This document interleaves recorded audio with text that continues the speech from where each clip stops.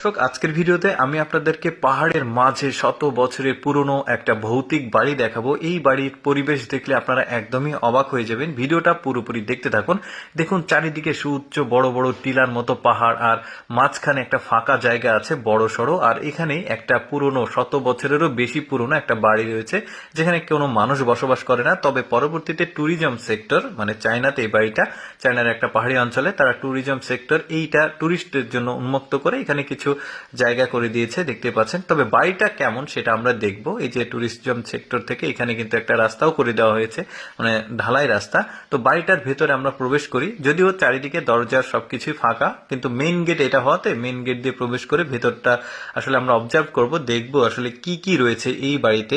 মানে শত বছরের বেশি পুরনো, ডিসক্রিপশনে দেওয়া ছিল, তবে একজাক্টলি হয়তো অনেক বেশি হতে পারে। এটা একটা ঘর, এই ঘরে দেখতে পাচ্ছেন মৌমাছির চাক রয়েছে, উপরে কালো হয়ে গেছে একদম কাঠগুলো, গাছগুলো, এই যে মৌমাছির চাক বেশ কিছু, তারপরে হারিকেন দেখা যাচ্ছে, অর্থাৎ এখানে কোনো ইলেকট্রিসিটি ছিল না তখনকার সময়। হারিকেনটাও অনেক পুরনো দেখা গেল। এটা আরেকটা রুম, দেখুন কি একটা অদ্ভুত ভাবে রুমটা পড়ে আছে। আর এইখানে কর্নারে সম্ভবত কোনো চুলা বা কোনো কিছু একটা ছিল।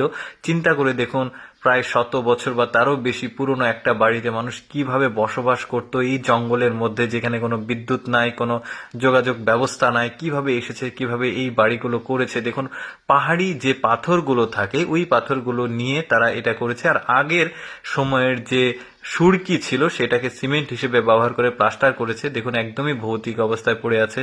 হয়তোবা এই কলসির মধ্যে হয়তোবা এখন সাপ থাকতে পারে, সাপ বসবাস করে, যেহেতু জঙ্গলের মধ্যে এটাই স্বাভাবিক হতে পারে। তারপরে দেখতে পাচ্ছেন দেয়ালগুলোতে গাছ উঠে গেছে, এই যে চারিদিকে ওই যে রাজপ্রাসাদ, কিছু রাজবাড়ি থাকে ওই রকম আসলে ব্যাপারগুলো হয়েছে।